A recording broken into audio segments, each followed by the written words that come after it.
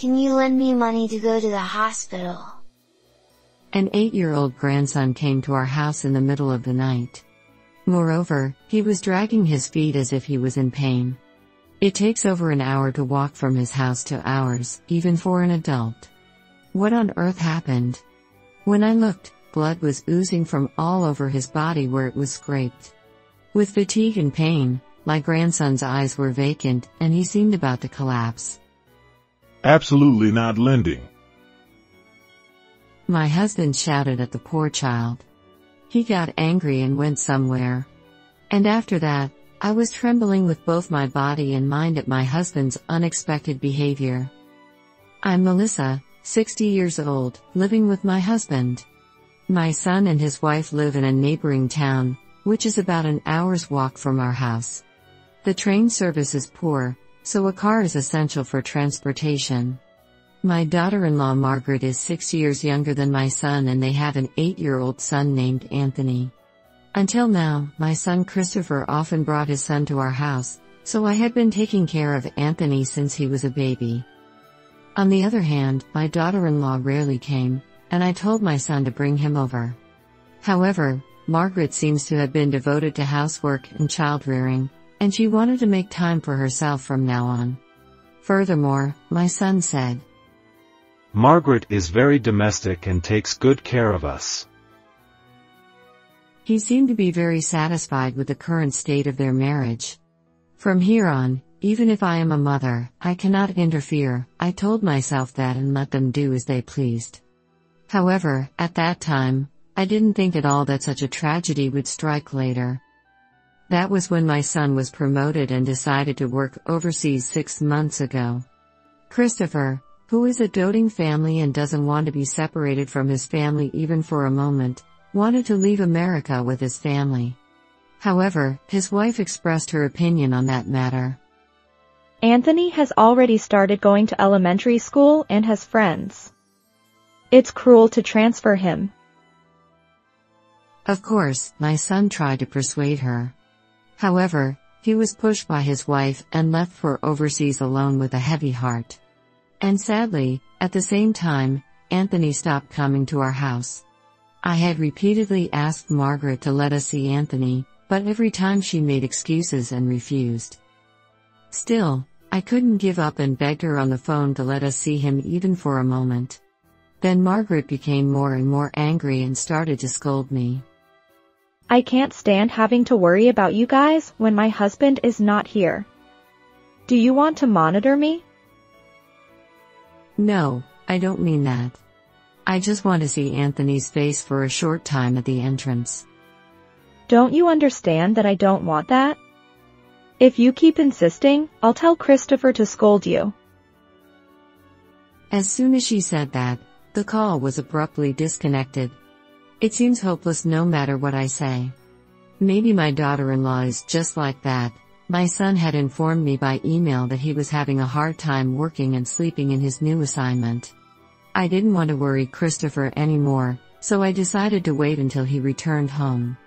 And before I knew it, more than half a year had passed since I last saw Anthony. My husband and I looked at Anthony's photos every day to ease the loneliness of not being able to see him. Edward's favorite was a group photo of Anthony's entrance ceremony. According to Edward, Anthony's nervous face was cute. One night, around 9 o'clock, the doorbell rang suddenly, and I opened the door. Can you lend me money to go to the hospital? What? My 8-year-old grandson suddenly appeared. What happened? My foot hurts and I can't sleep at night, so I tried to go to the hospital by myself. But this is all I have. When Anthony slowly opened his palm, there were 3 10-cent coins. Apparently, my grandson came here dragging his feet in pain for over an hour. I fell on the way. Both of my grandson's knees were scraped and bleeding. However, I couldn't understand it at all no matter how much I thought about it. I tried to invite Anthony into the house and listen to his story slowly. Then, my husband, who had been silent until then, suddenly spoke up. Absolutely not lending. What are you talking about? Are you okay? Our grandson is in such trouble. I got angry at Edward's cold attitude and instinctively grabbed his sweatshirt with both hands and shook him. However, my husband pulled my hand away with great force, said nothing, and ran out of the house with a demonic face. I'm sorry. Because I came here? I'll go home now. My grandson completely shrunk and turned his back on me, and then put his hand on the doorknob of the entrance. Anthony, don't worry about your grandfather. I'll take you to the hospital properly, so don't worry. I immediately called an ambulance and also called my daughter-in-law. However, I couldn't get through to her at all, and the message wasn't even read. Then, 20 minutes later, the ambulance finally arrived while we were waiting. My grandson was transported to a nearby hospital, and I accompanied him. Anthony was diagnosed with a fracture by a doctor later. He was treated and instructed to rest at home. What is Margaret doing at a time like this?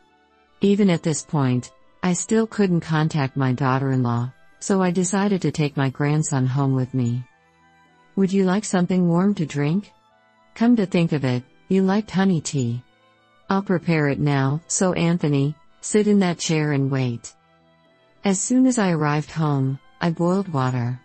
Then, my grandson suddenly approached me. Oh dear, you have to sit quietly.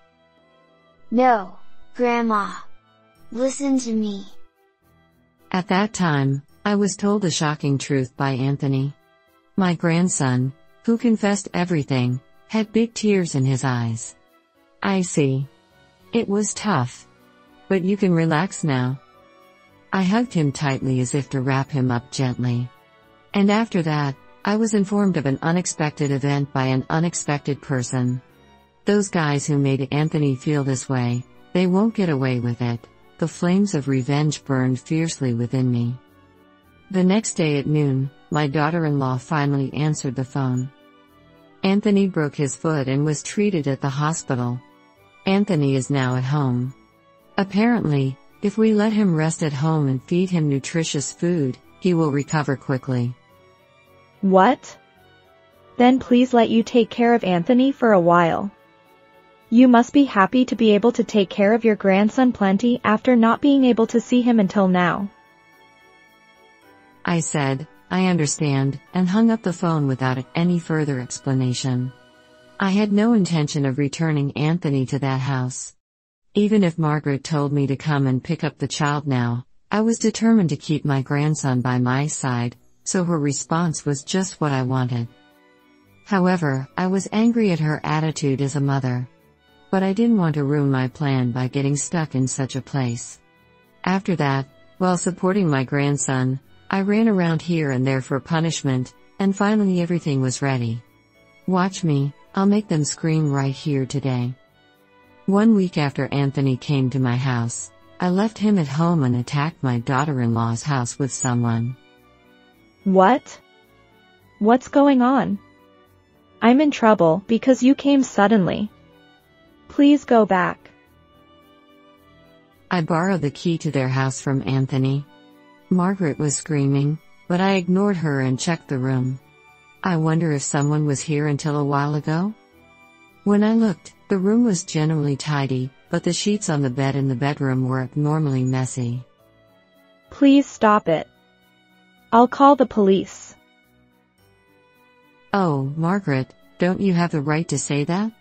I heard everything from my grandson. Apparently, you leave him alone and go out to play at night. I told him not to tell anyone, even though it was so hard.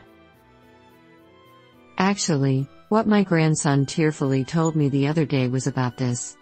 According to Anthony, one day, when he caught a cold and felt lonely alone, he tried to stop his mother from going out at night. Even so, you pushed Anthony and went out to play. He hurt his ankle when he fell. My grandson always had been told by his mother. Don't tell anyone, including your dad, what you were scolded for at home. Otherwise, you'll skip meals. However, on that day, Anthony couldn't bear the pain anymore and thought that his always kind grandparents might be able to help him.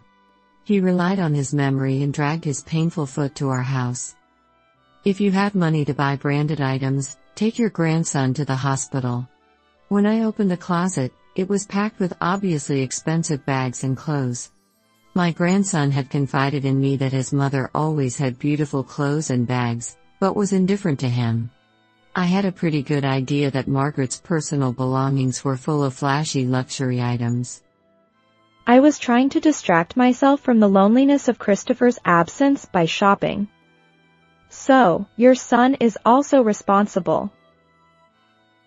Margaret pointed at me. Then, a low voice was heard from behind me. Shut up, I saw the affair scene with my own eyes. The speaker of those words was none other than my husband. He had stormed into Margaret's house with me. On the day when my grandson came to us seeking help, Edward had shouted that he wouldn't lend money and had gone somewhere. At first, I felt angry at Edward for his behavior. However, his anger at that time was directed towards Margaret. He had become too angry and had said something like that without even realizing it himself. Also, Edward had gone to Margaret's house after leaving ours. I saw you getting into a car driven by a man at that time. Moreover, it was clear that the person was the teacher who had taught Anthony when he was in the first grade of elementary school. My husband remembered the face of the teacher who had taught the class at that time because he had looked at the group photo of Anthony's entrance ceremony every day. Actually, the event that someone had informed me of after my grandson had confided in me was the secret meeting between Margaret and his former homeroom teacher.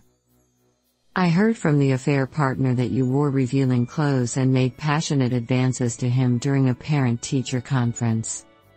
Based on my husband's testimony, I went to Anthony's school and questioned his former homeroom teacher. According to the affair partner, he knew it was wrong, but he lost to Margaret's temptation when Anthony's year changed and Anthony's class was separated. The former homeroom teacher repented and agreed to pay compensation without any resistance. He had already submitted his resignation and promised to return to his hometown without ever seeing Margaret again. You said it was for the child, but did you actually stay in America because you didn't want to be separated from that man? No, that's not it. I pointed out to my daughter-in-law that she didn't take Anthony to the hospital because she thought it would be bad if it was revealed that she had pushed him and caused him injury, and that she didn't take Anthony to the hospital because she was afraid that my son, who was adoring his son, would stop giving her an allowance if he found out. Then, probably because I had guessed the truth, Margaret couldn't hide her agitation and looked around nervously. However, after a short pause, she said, If I cry and beg, Christopher will forgive me. Then she opened up. He's so in love with me. Margaret. Stop it. Oh, Christopher, when did you come back? My son, who had been informed of everything by me, had returned home hastily to confirm the truth with his own eyes. And because Margaret might pretend to be someone else if he was there, Christopher had secretly watched everything from the shadows. I heard everything. I can't forgive you anymore. Your attitude towards Mom is too terrible. I'm divorcing you. Wait a minute. It was just a moment of weakness. Besides, Anthony is only 8 years old. It's obvious that he needs his mother. I met Anthony earlier, and he said he doesn't need a terrible mother like you anymore. Despite receiving the final blow from my son, the wife apologized and hoped for a reunion. However, my son firmly refused, and the wife turned to me with a sharp look and bared her teeth. It's your fault that he left me. How are you going to take responsibility? That's your own fault. And I heard that you thought Christopher was a cash cow from the beginning. I had been investigating her by phone based on the guest list of the wedding to see if she had any misdeeds. And I'll make sure to tell your parents about this too. Stop it. My dad hates crooked things. If they find out about this, I'll be disowned by my parents. Then who will take care of me?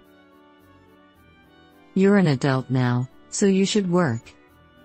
I absolutely hate that. I've been living a leisurely life as a housewife with Christopher's salary all this time, so I don't want to work now because it's miserable.